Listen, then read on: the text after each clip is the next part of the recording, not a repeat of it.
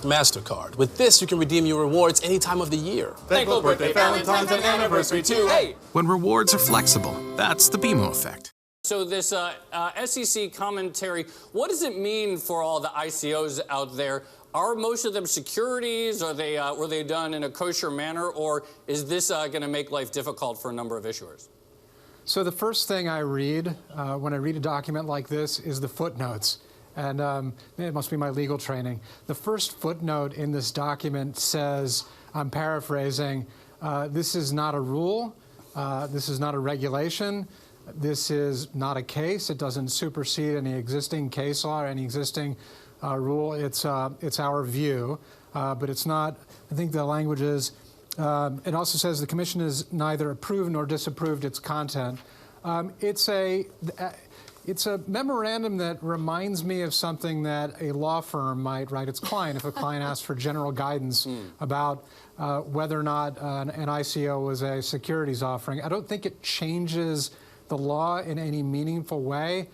It does have some impacts, and I'm glad to talk about those in greater detail. All right. Well, can you talk about that impact? Because, I mean, it did sort of give Turnkey, I guess, a very narrow sort of path of how it can use these coins, and that seems to be sort of why this was approved. What are the implications of that? You're speaking of the framework, or you're talking about the no action letter response? I'm talking specifically about the framework. About the framework? Well, Yeah. Look, what it does is, I like the way it begins. It begins by saying something that a lawyer might say to a client. So if you're thinking about doing an ICO, you need to worry about U.S. federal securities laws. And if you're thinking about U.S. federal securities laws and you're thinking about a digital token, you need to consider whether or not the digital token that you're offering is an investment contract. And under U.S. law, and it's been the law in the United States for more than half a century, you follow something called the Howey test, which is named after a case.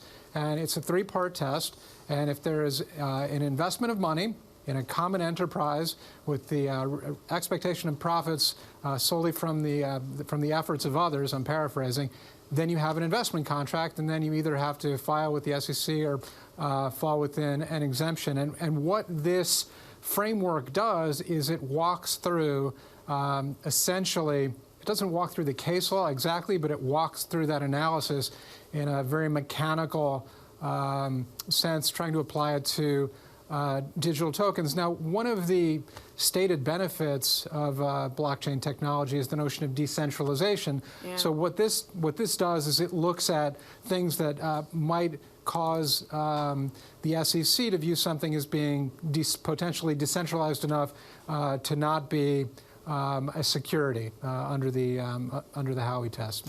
And that was something that we saw applied to Ether in particular. But Stephen, I'm interested in basically whether we're going to see a rise of ICOs or not. It basically is killed off in initial coin offerings because everyone was worried about whether or not they'd be deemed securities or not. When people are coming to you looking to do an ICO, are they trying to be regulated? Are they trying to be securities, or are they desperately trying to avoid it?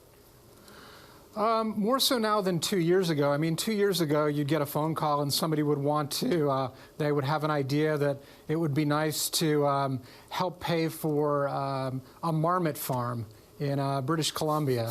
And so they wanted to sell marmot coins, but the problem would be the marmot farm didn't exist yet. There was no technology, and what they were essentially planning on doing was raising money to sell a token and then hopefully 10x or 100x the token on an exchange. I'm not getting those phone calls now. And you'd have conversations where you'd say to people, look, you should consider securities laws. And they'd say, if we wanted to follow securities laws, why would we do an ICO? I don't think we see that now. What's interesting is at the same day that this framework was issued, the SEC issued a response to a no-action letter request. Yeah. And